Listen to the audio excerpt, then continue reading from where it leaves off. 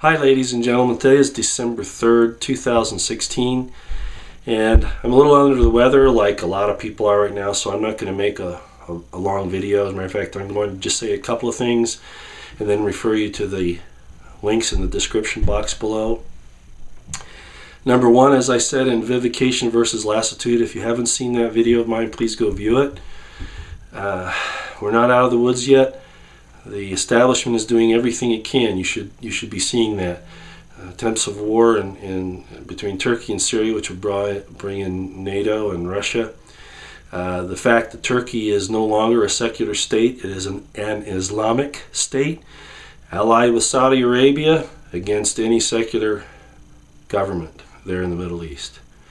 It's not what it appears to be on the surface. Okay, this is another way to prevent us from shaking off the New World Order.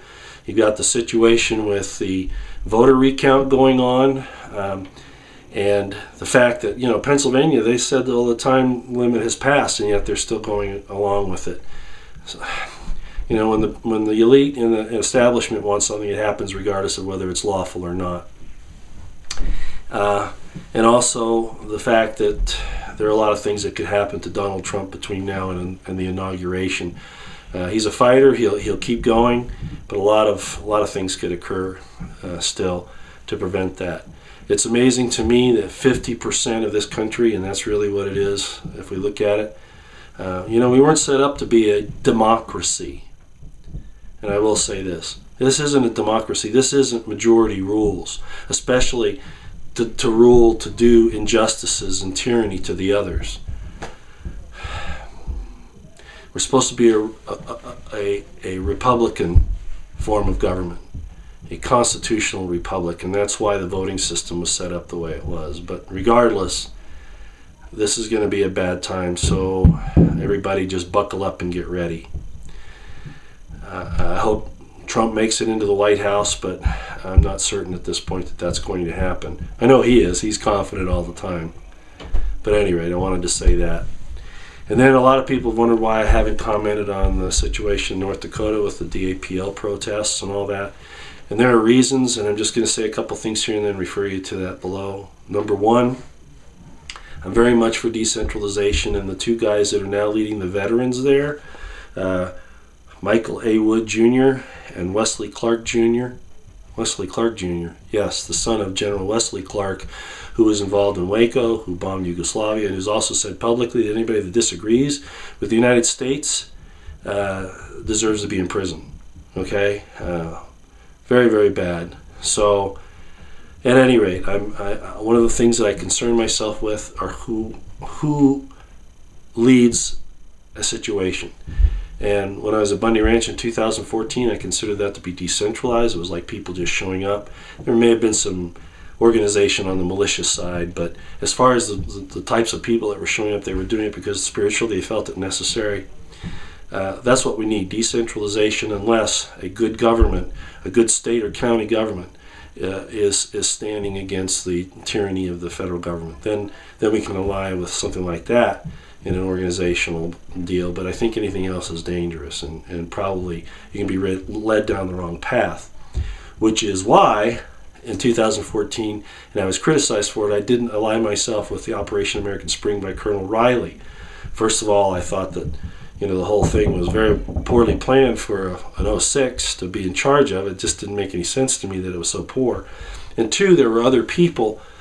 Number two, there were other people involved that I was suspicious of, and I won't go into that. If you want to go back and look at those videos I made at the time, you'll understand.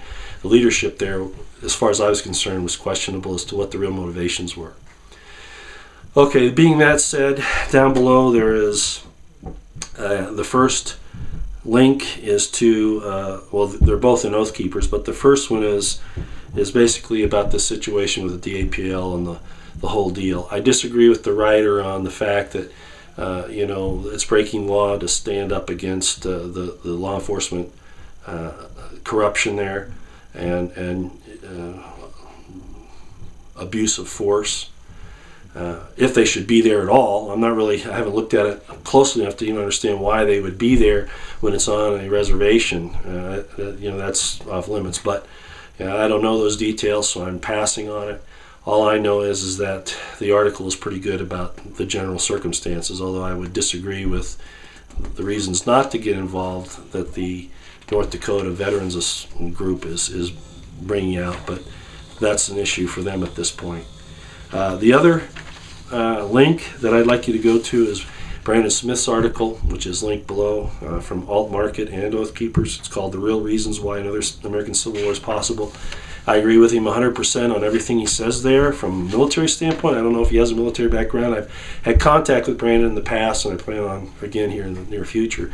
But I think he's just very up on studying and understanding the issues, and probably very spiritually oriented too, so he'll see the same kind of thing. I like the fact that he does say decentralization is the necessary way to approach these things. The difficulties that Soros and the authoritarians have caused our nation and other nations around the world, all of those things are horrendous, criminal, demonic. What Soros did in Ukraine, delegitimizing the duly elected government there and destabilizing the country using a color revolution, he and the people like Hillary and the New World Order in general are now conducting on the United States. It won't be the same, but it's still going to be ugly, and I just needed to make sure that I addressed that and identified that that is something that's happening. One final point I have to insert here is that, to my understanding, the situation with DAPL in North Dakota is on Native American land. I'm not sure of the jurisdiction here, but my point is that the sheriff, the local sheriff, came in and told these people to disperse. Again, I don't know the jurisdictional situation, but the sheriff apparently made that order. That situation never happened at Bundy Ranch, which is very critical. The sheriff never, I never heard it, I never saw it, never told the demonstrators to disperse. Not at the demonstration area, and not at the final standoff by I-15 near the federal corrals, where the feds threatened to shoot the people as they came up. Michael Lynch from Fox News verifies that information. But at any rate, never was an order of dispersal given by the sheriff's office, Las Vegas Metro Police Department, Sheriff Gillespie, ever. Also, in that same vein, the undersheriff, I think that was his title, Lombardo, is seen in a video at the final standoff at I-15 talking to Ammon Bundy and just telling him basically to keep his people from getting out of control, to keep the lid on things. Again, never an order to disperse, not even off of I-15 at the final standoff. So that's almost the sheriff at that point agreeing that the demonstrators had a right to be there, despite the fact that the BLM was saying otherwise. I might also bring up the fact that there was the First Amendment area that the BLM had set up just off of I-15 and the exit to Bunkerville. And even the Governor Sandoval of Nevada said that that was a travesty, that that's an infringement on the First Amendment. So my point is, nobody having law enforcement authority in that area with the sheriff's office ever gave an order to disperse. Interesting. So that's another issue with the North Dakota thing that makes it a little more difficult as far as I'm concerned. In Malheur, as much as I agreed with the protest as far as the march, I thought that was great. Taking over the building, as you all know, I felt like that was wrong. I'm not going to go on all the details of that. But again, the local sheriff representing the local people. Even if it was all corrupt, the sheriff ordered them to leave, ordered a dispersal. So if we're going to say that if the sheriff orders the feds out, they need to obey it, then of course the demonstrators have to be the same way, and then you have to use other means to bring your matter to a head. So anyway, I wanted to bring that up as well. Okay, because I'm not really up to par and I don't feel like I can talk any longer, you're probably saying, well, you've talked a lot already. Please forgive me for just pointing you to these two links below, but I'd appreciate it if you'd read them. They're not that long, and you should find them very informative. Thank you very much.